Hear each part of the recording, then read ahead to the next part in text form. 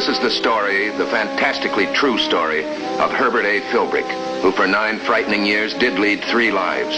Average citizen, high-level member of the Communist Party, and counter-spy for the Federal Bureau of Investigation. For obvious reasons, the names, dates, and places have been changed, but the story is based on fact. The Communist Party does not believe in Christmas, except as it can turn it to its own advantage. This is the story of an attempt by the Communists to cash in on the spirit of the Christmas season.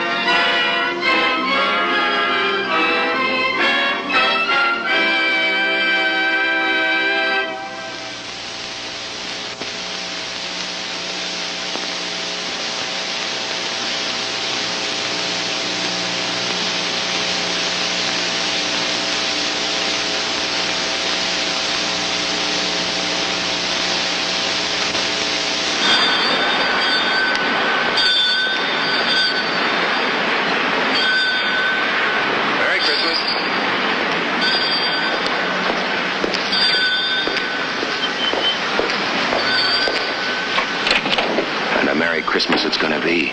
You're lucky, Philbrick. You can play Santa Claus with presents and a tree and a wonderful family, warm and secure and happy. 3 whole days, and they're all yours. Eva? Hey, everybody, I'm home. Eva!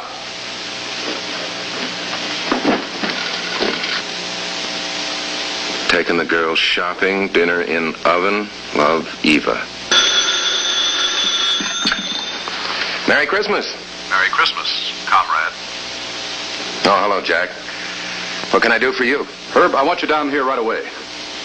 Oh, not right away. Can't this wait till tomorrow, whatever it is? I promised my kids I'd help them trim their tree. It's important to them. Well, I'm sorry, Herb, but this is important, too. To the party. We'll expect you in 20 minutes. Comrade Herb has the Christmas spirit. And he should be delighted with his assignment.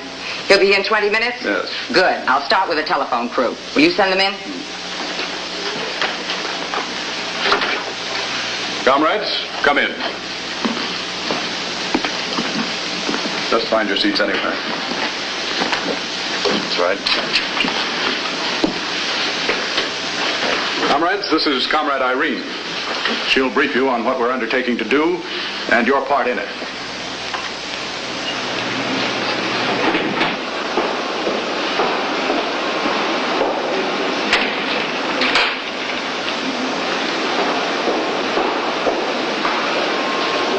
Right up to the 5th floor, then take the stairs down 2 floors. The Communist Party's no conspiracy. We just run up and down back stairways to keep in condition.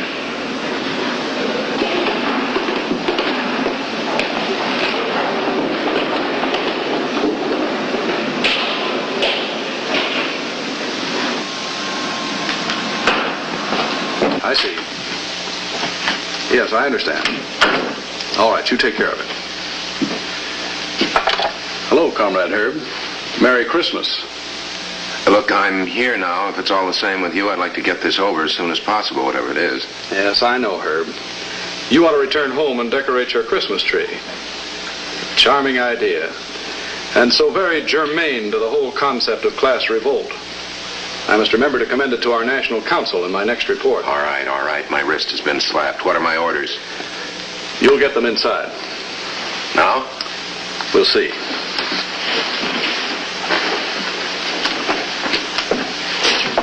Just memorize it so that when you get the phone in your hand, every phrase will come to you as though it were your own.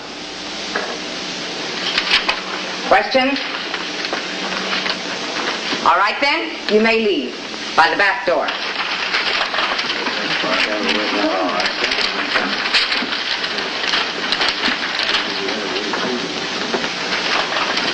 Comrade Irene, this is Comrade Herb. How do you do? Apart from his duties as a loyal member of a pro-4 cell, Herb has gained some distinction as an advertising executive and a trimmer of Christmas trees. You must tell me about that latter occupation sometime, comrade. It sounds fascinating. I happen to be in advertising myself, so we may dismiss that subject. Yes, I know. You're the president of the Irene Clark Advertising Agency. Yes, I am. Sit down. Thank you. We might as well get right down to cases, Herb. Comrade Jack has told me enough about you that I know I may speak freely. You might call what we are doing a pilot effort. In brief, this is the plan. We're going to have a crew of telephone salesmen at work within an hour. I've given them their pitch with the greatest gimmick in the world. They're asking for money to feed hungry kids on Christmas Day. Can you imagine anyone with a full stomach turning that down? And you'll be right in the center of the whole show, Herb. You'll be in charge of the collectors. It works this way, Herb. The telephone pitchman calls in pledges and their addresses. You'll have a half a dozen legmen calling in for leads. You break the pledges down by city areas and send the legmen to call personally to collect the pledge. Sounds simple enough.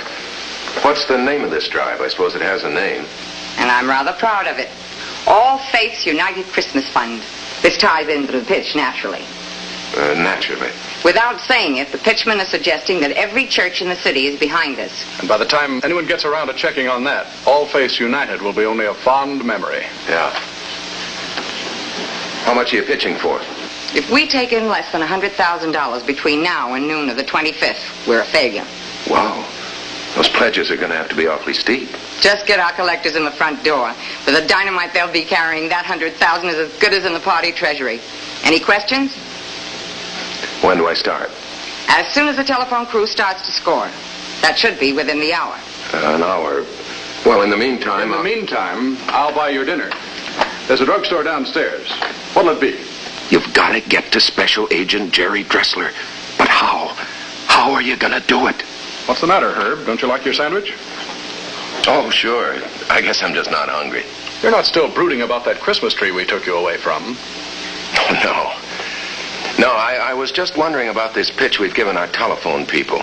It's okay, but... But what, Herb? Well, I guess it doesn't matter. We'll know soon enough how well it's going to work. I could be wrong. I probably am. I'm interested. What's troubling you? Don't you like the copy? Oh, sure. The copy's fine. It reads beautifully. And I just wonder if that's not a mistake. It rings almost too professional. Is that bad, comrade? Yeah, what's wrong about that? Look, I'm outnumbered. As I said a minute ago, it doesn't matter anyway. This is just a pilot venture. I guess nobody will blame us if we stub our toe. We are not going to stub our toes, Comrade Herb. And I'm not going to ask you to take my word for it. There's the phone right in front of you, and here's the copy. Take any 3 numbers out of the telephone book, and I'll guarantee you at least one pledge. Oh, that's not necessary, Comrade. It is necessary, I insist. All right. All right, Castle.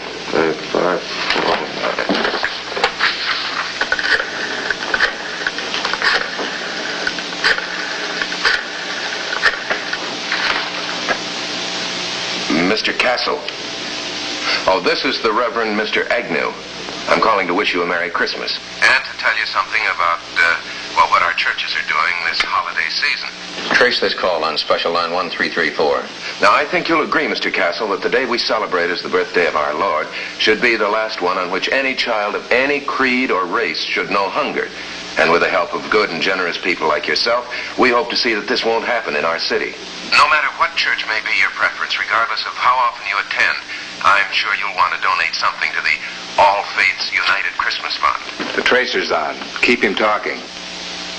That sounds very worthwhile, Reverend. Where do you want me to send my check? Well, you know how jammed the mails are this time of year, Mr. Castle. Well, some of our good churchmen have volunteered to call for the donations. Since the banks will be closing early tomorrow, we'd appreciate it if you could make your donation in cash. I think you can count on me for $10, Reverend. Thank you, Mr. Castle. Well, no donation is too small. What's your convenience, sir? When may our men call on you? Make it tomorrow morning about 11:30. You can have someone drive by my place at 782 Front Street. 11:30. Thank you, sir. That's quite all right, Reverend. We're glad to do it. Goodbye. That call came from a phone in Commie headquarters. That's very interesting. The caller introduced himself as a Reverend Mr. Agnew, but the voice was Herb Philbrick. Well, only $99,990 to go after collecting Mr. Castle's $10. Okay, I'm sold. The $10 only gets our foot in the door. Any man who will volunteer $10 can be boxed into giving 2 or 3 times more, which is our collector's big job. That'll be for you, Herb. For me? We had this phone put in especially for the drive. Your telephone workers are starting to get action. Hello? Oh, yeah. What was that address? 1802. And the amount pledged? Wow. Right.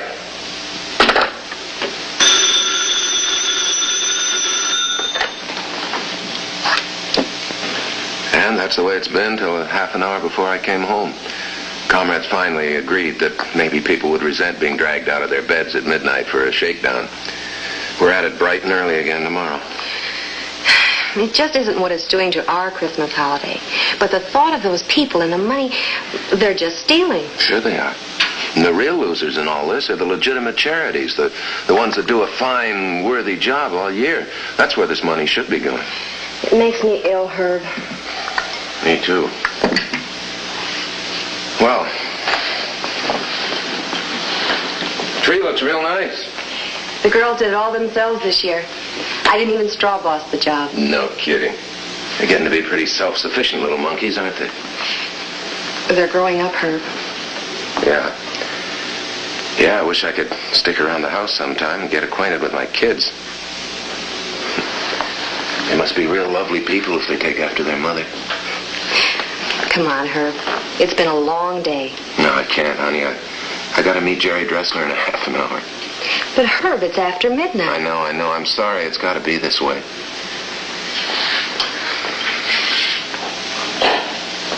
Stand where you are.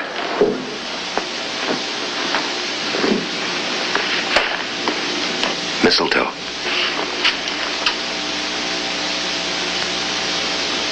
Merry Christmas, Herb. Yeah. Merry Christmas.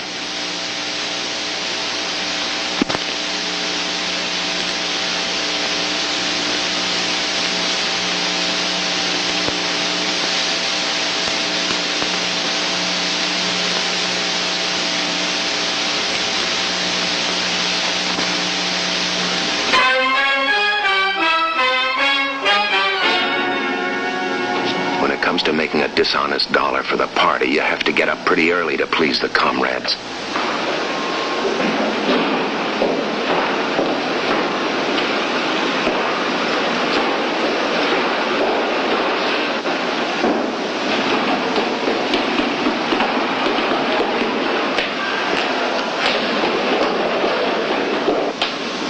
Hello, Herb. Hi. Just a minute.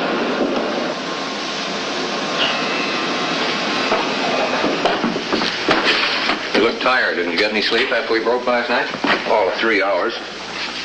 Well, didn't take you long to get set up. After I talked last night, I decided we'd better move fast. While Santa Claus still has his whiskers. You're right below us here. With that microphone set up, we can hear you breathe down there.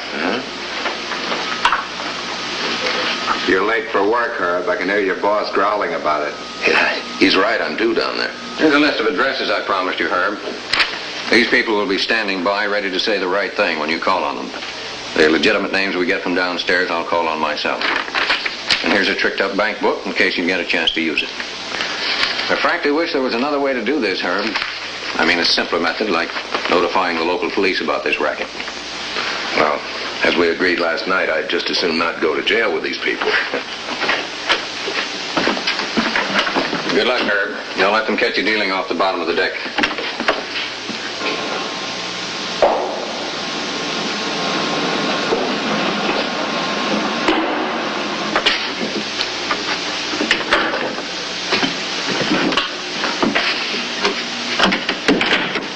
What are they doing now?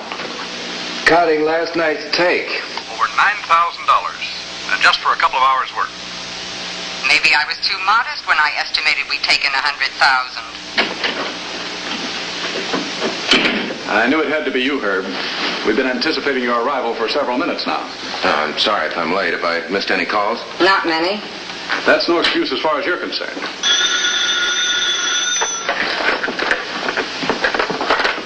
Hello? All right, let's have them. Thelma Richardson, 1185 Holly Street.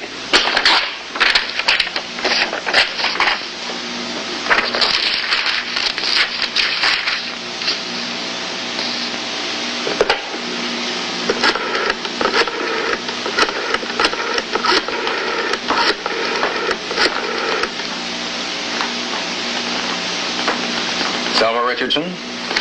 Now, this is a police officer, Miss Richardson. Have you been contacted by a man calling himself Reverend Agnew? You have? He wanted money? I see. Well, we picked him up on a bunco charge, Miss Richardson.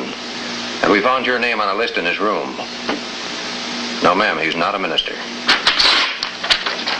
Thank you.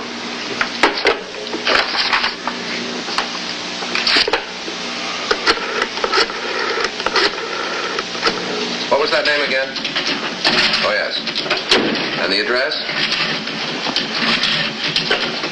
Bad news. Something wrong? Plenty. Right. What happened? I saw every collector. The same story. All of a sudden, doors are being slammed in their faces before they can even get their foot in. No explanation, just bang. I don't understand. Doesn't sound like the good old Christmas spirit to me. Do you believe them, the collectors? What are you driving at? Well, I was just wondering. They might be going into business for themselves. They're all good party members. Even good party members have been known to deviate. These collectors were handpicked. You told me. Yes, and I'll stand by them. Now, wait a minute, old man. Nobody's blaming you. These men are handling cash, lots of it. Who knows what they collect and what they don't collect? This is all conjecture, and I resent it. One thing that isn't conjecture, comrade. We're out several $1,000s that you didn't bring back with you. You're right, comrade. But let's be reasonable. The men could be telling the truth. Now, I don't know why people are slamming doors in their faces, but that shouldn't be too hard for us to check out. I've still got the list of pledges here. How about checking a few at random? A good idea, Herb. I got my car out on the lot. I'll drive you. What about the phone? You handle it.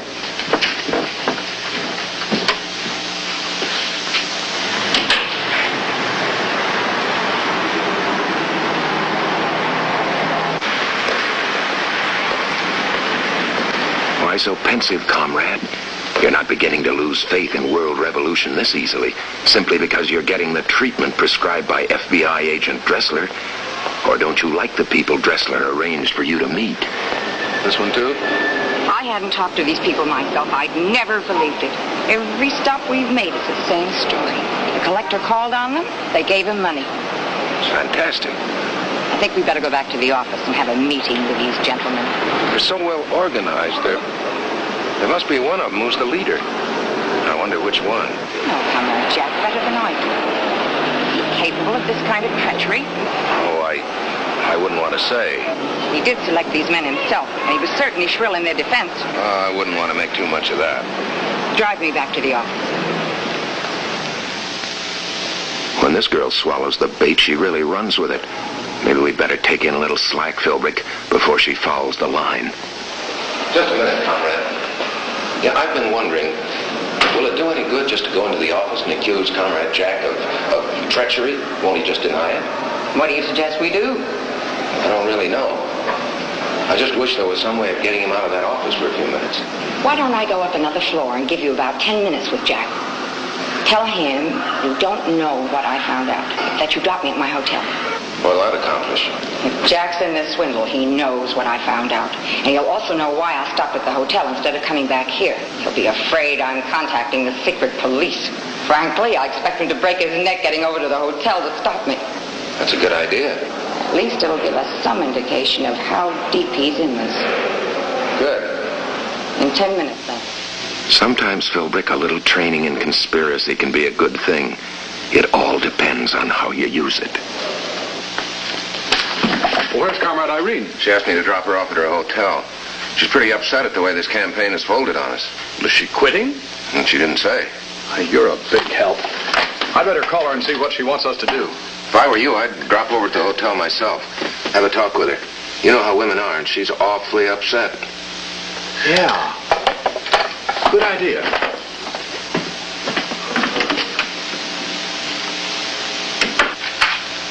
You can come in, Irene. Mac's gone.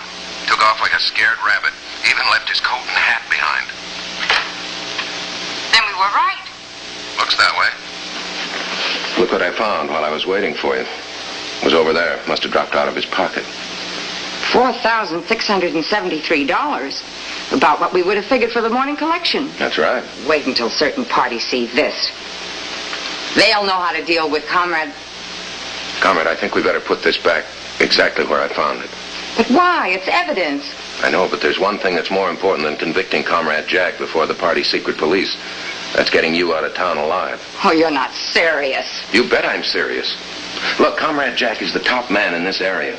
If you should suddenly lean too far out a window watching the Santa Claus parade or step accidentally in front of a speeding car, he'd be in the clear, wouldn't he? Now, so far, we're a few steps ahead of him. When he goes to your hotel and finds you're gone, he'll come here. Sooner or later, he's going to miss this, and then he's going to put two and two together. That makes it a game of life and death. Your death.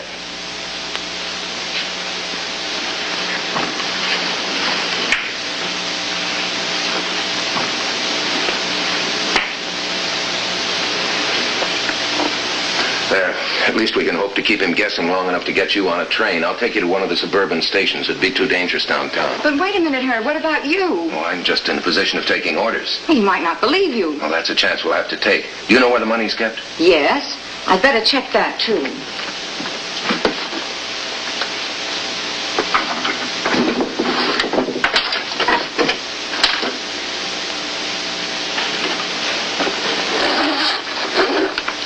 Well, apparently he hasn't had time to steal this yet. Come on, let's go.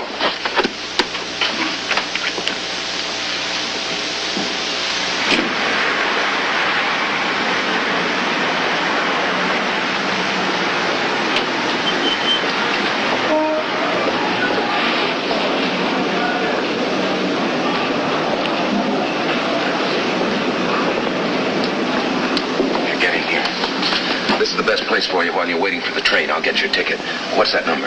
Whitehead 1031. Whitehead 1031. Whitehead 1031. I'll call you from another booth if it looks like trouble. I'll stay here.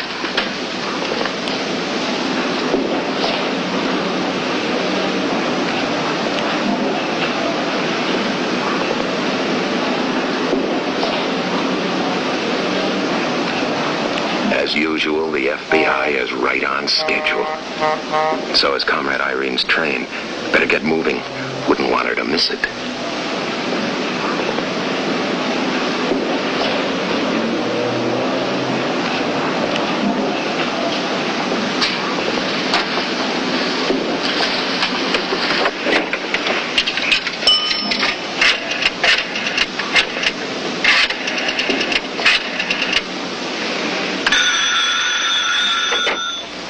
Irene, I don't know how they got here so fast.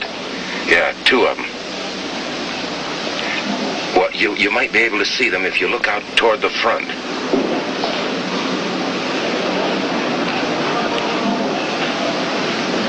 You see them, don't you? Those two by the bench? Yes, I do. They're Jack's goons. Yeah, I spotted them the second they came in, but I don't think they recognized me. What am I going to do? Well, we've got to get you on your train. Now, look, you've never seen those two men before, have you? No. No, well, then it's a fair chance they've never seen you before either. Yeah, now they're probably here on orders to look for a woman carrying a briefcase. Somebody of your general description. It's a chance, but without that briefcase, you might be able to walk right past them. But if they do recognize me? Well, you can always yell police. I think it's worth the chance. If you're not on that train, we're really in trouble.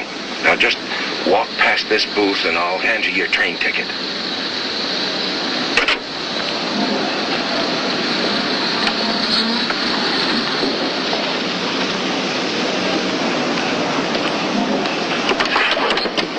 Here's your ticket. Get rid of that briefcase.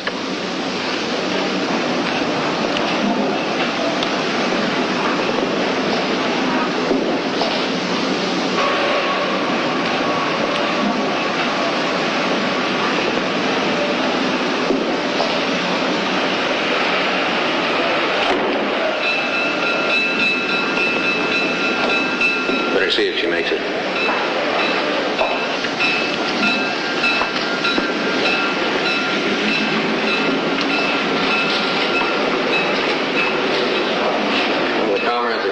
Conspiracy, at least he can't say we didn't try. Did you get on the train all right? Yeah. Just one thing. What happens when she tells the top brass what happened to her big charity scheme? One of two things. They believe her and make it mighty rough on Comrade Jack, or they drum her out of the party as a dangerous neurotic. Either way, Herb, I don't see how we could lose. Merry Christmas, Herb. Merry Christmas, Jerry. And, Merry Christmas to you, too.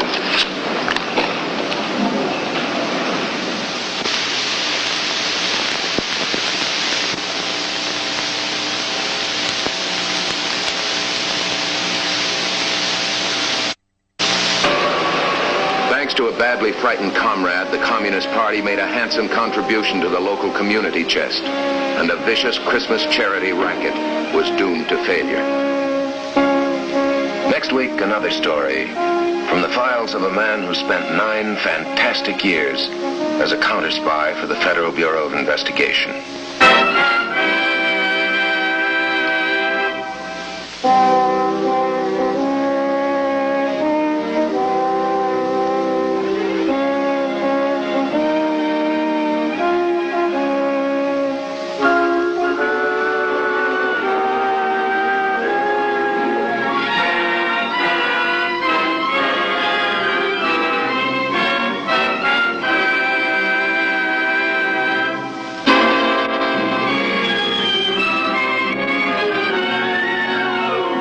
This is a story, a fantastically true story, from the files of Herbert A. Philbrick, who for 9 frightening years did lead 3 lives: citizen, communist, counter-spy, and who has now revealed for the first time his secret files concerning not only his own activities, but also the current activities of other counter-espionage agents. For obvious reasons, the names, dates, and places have been changed, but the story is based on fact. Within the Communist Party, there is no such thing as friendship. This week, Herbert Philbrick brings you the story of the counter-spy who sees the extremes to which a communist will go to seek revenge on another comrade.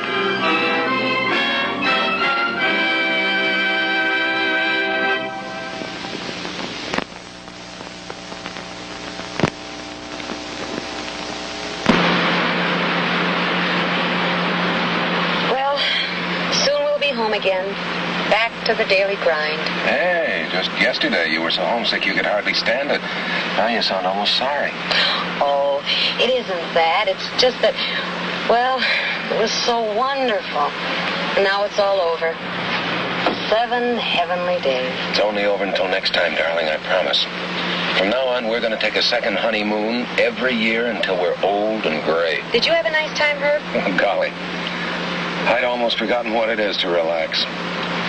No accounts to service, no advertising slogans to think up. Just 2 people on vacation. Yeah. Hey, that couple we met really thought we were newlyweds, didn't they? Until you had to pull out the pictures of the children and show them.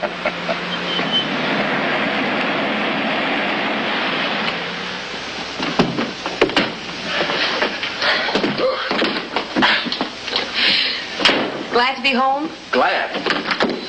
I have roamed the whole world over, seen all there is to see. But home is still the loveliest sight to an armchair roamer like me. Longfellow? Philbrick. Smells a little musty. Yeah. Don't worry about those. I'll get them as soon as I call your mother. Go and tell her to get the kids ready. I better open up some windows. Okay. Mother. Yeah, I just got in. Oh, we had a wonderful time. Yeah, how are the kids? They behave? Good. Where?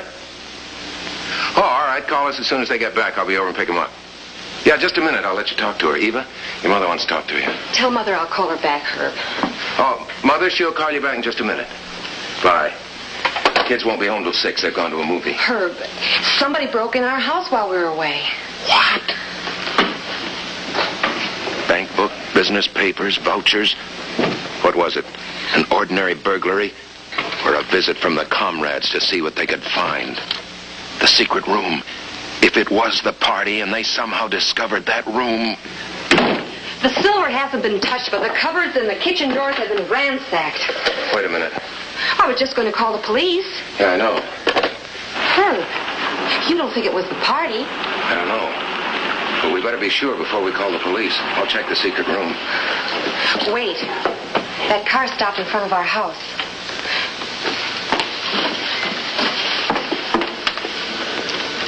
It's a man, Herb. He's coming up the walk. Who is he, Herb? Do you know him? Yeah, it's Comrade Roach. He's a member of my cell. Look, darling, if he asks any questions, anything at all, let me do the answering, you understand?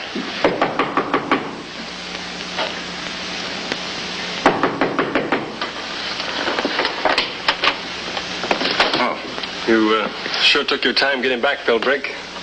We had you timed from the minute you pulled out of the hotel until you pulled into your driveway. Well, look, I've been on a vacation.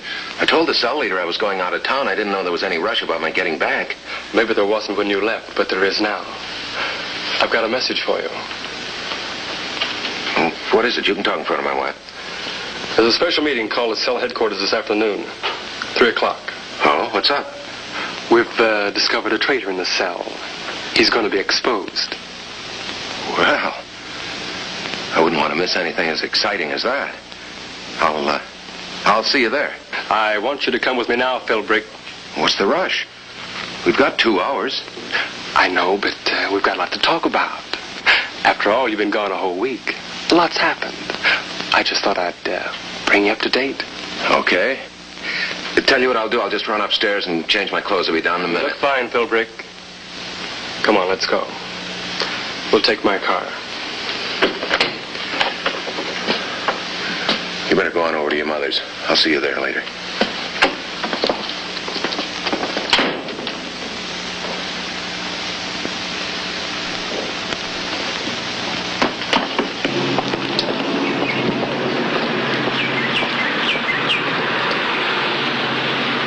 The reason I wanted to talk to you before the meeting, pal, I'm a little short. I need a couple of $100 to cover some checks I wrote. Look, let's cut this pal business, shall we? I don't like you any more than you like me.